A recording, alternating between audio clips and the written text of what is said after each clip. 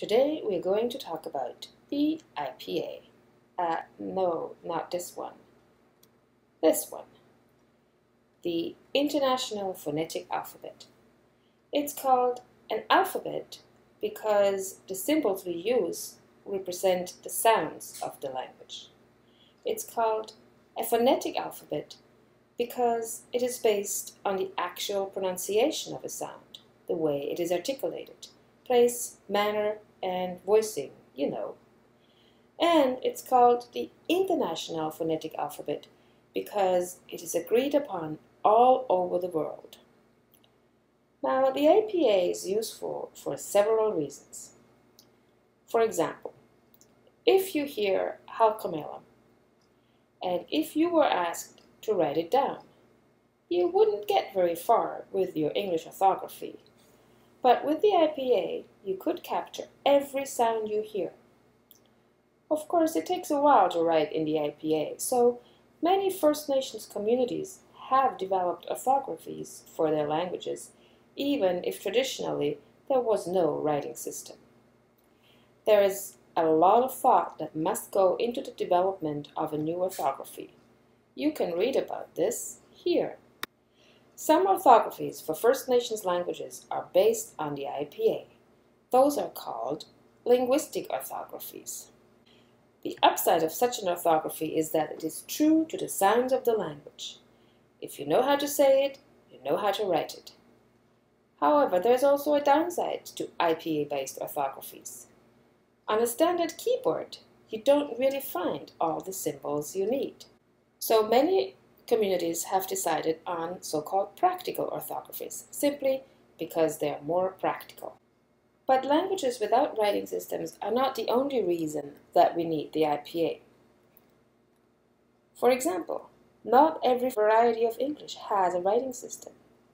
So if you want to write in a way that reflects the variety of English that is spoken, you need to use the IPA. This is precisely what Professor Higgins did with Eliza Doolittle. Now what you take down me words for? How do I know you took me down right? You just show me what you wrote about me. Oh. Yes, this is an early version of the phonetic alphabet.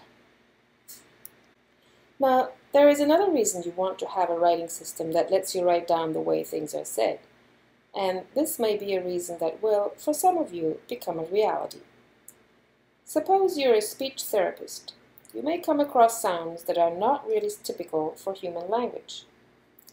Yes, the IPA has a set of symbols for sounds that are found in disordered speech. For example, consider the difference between a labiodental and a dentolabial sound. It doesn't really make a difference for its acoustics whether I say it like this, v, or like this, v.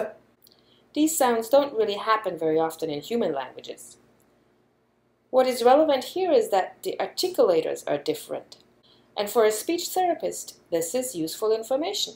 So you want to be able to write it down. So this gives us an important reason why the IPA is useful. You can write things down even if the language doesn't have an orthography, because it's an oral tradition, or a dialect, or a speech variety without a special orthography. But even if a language has an orthography, the IPA is useful because orthographies don't always tell you how a word is actually pronounced. That's why in a dictionary, you will also find, beside the category of the word and its meaning, some version of the phonetic alphabet. For example, words that you couldn't know how to pronounce, like Nietzsche, you see the phonetic alphabet. For other words where they assume that you know how to pronounce them, like night, they don't give the phonetic alphabet, even though the orthography, N-I-G-H-T, does not really reflect the way we say it. With the IPA, you can always tell how something is pronounced, even when the orthography fails you. So an orthography, because it is practical, will not always allow you to write things down the way they actually sound. For example, there are two ways to say the voiceless stops in English. in word initial position, there is air coming out of your mouth when you say p. We can see this by holding a little piece of paper in front of our mouth. Pit, tar, kai. But if P, T, and K is preceded by S, as in spit, star, sky, then there is hardly any air coming out of your mouth, as you can see with your little experiment. Spit, star, sky. Now that you have a little bit of phonetics under your belt, I can tell you that the difference between these two sounds is known as a difference in aspiration. And there's nothing in the writing system that would tell you about aspiration. But that's not a problem. It's not necessary to include this in the writing because speakers of English know this. So it's redundant information, which is precisely what we don't record in a practical orthography. But in the IPA, we can record it. On this huge chart here, you will find a smaller chart which contains all of the diacritics that you'll need.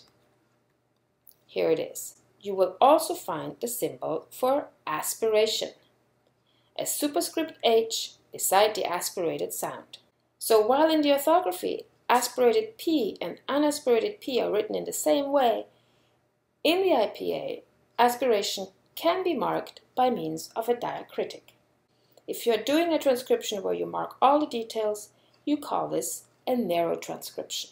But even if you're doing a phonetic transcription, sometimes you don't mark all the details. That's called a broad transcription. And if you're doing a broad transcription, then the PTK symbols are simply not marked for aspiration, and in the data it could correspond to either an aspirated or an unaspirated P, T, or K. Note that we don't have this option with a regular orthography. You cannot choose between a narrow or broad orthography. You simply cannot write the way it sounds in a practical orthography. So that gives you another reason why the IPA is useful. It allows you to write the sounds in exactly the way they sound. To see another shortcoming of this sort with English orthographies, consider these letters. If I ask you in English how you pronounce these, you will tell me A, E, I. But if I ask you in German, it would be A, E, I. So A versus A, I versus E, and I versus E. That can get very confusing. It looks like there is almost an arbitrary relation between the letter and the sound it is associated with. And that's why it's important that you realize that the letter of your English alphabet is not the same as a sound. The IPA, however, is clear that way. A symbol represents a sound, and so you will know when you see the symbol how to pronounce it. The way we say A, E in English, A, E, I, would be represented in the IPA like this. A, E, I. But the way it is said in German, A, E, I, would be represented like this. Now, you may have noticed that in English to say, for example, I need to write two IPA symbols, the one for A and the one for E. That's right. It's because this is actually a complex vowel consisting of two vowels. You start like an A and you end like an E, giving you I.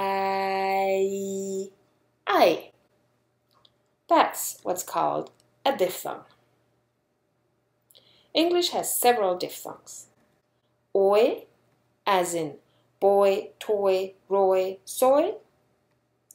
I, as in buy, tie, rye, sigh. And ow, as in bow, town, grouse, and sow. Oh, and by the way, if we write something the way it sounds, That is, if we do a phonetic transcription, we usually put it in square brackets, just to indicate that it is a phonetic transcription. So now you have seen a whole bunch of reasons why the IPA is really useful. It allows us to write the way it sounds. That's why the branch of phonetics that deals with this is called practical phonetics. Though remember, when it comes to orthographies, writing systems that are based on the IPA are called linguistic orthographies, while practical orthographies are those that are more practical for everyday use. So why would that be? After all we have seen, why would it be more practical to have a practical orthography? Why don't we all write with the IPA? First, there are a lot of symbols, and especially narrow transcription take a long time, so that's not too handy for writing. Second, if we know a language and its writing system, we don't have to write down all the details. Like we don't have to write whether the P is aspirated or not. We simply know that as speakers of English. And third, it is sometimes more practical to not write the way it sounds. Consider, for example, the word the, as in the writing system. If I want to write it in the IPA, I would write it like so. Now, in a different context, the same word, the, sounds different. Like when I say, the IPA. Here the phonetic transcription would be like this. But the orthography doesn't change. We don't write the IPA. So you can see why it may be more practical to always write it like this. First, we can predict how it's going to sound, the or the. And I leave it up to you to figure out what the rule is that determines whether you say the or the. But no matter whether I say the or the, it is the same word. So if I write it in the same way, we have an easier time to realize that we're dealing with the same word. Now, the last advantage of the IPA is that it's supposed to capture the sounds of all human languages. Another reason why it's called the International Alphabetic Alphabet. So suppose you find a sound that's not yet part of the IPA. What do? Well, you will write to the International Phonetic Association and you tell them that you found a new sound. That's precisely what Dr. Kenneth Olson did when he found a new sound, the labiodental flap. He was able to show that this sound is widespread in Africa. It's attested in 70 languages. So they added a new sound in 2005. And here it is. It wasn't there before 2005. So that's why the IPA chart was revised in 2005. So who knows, maybe you will find a sound someday that will fill in some of the gaps that we still have in the chart. All of these white cells here are waiting for sounds yet to be discovered in the languages around the world. Though the gray ones here, they are assumed to be impossible in human language. Though they may get filled one day, but then probably the IPA would have to be renamed as the Intergalactic Phonetic Alphabet.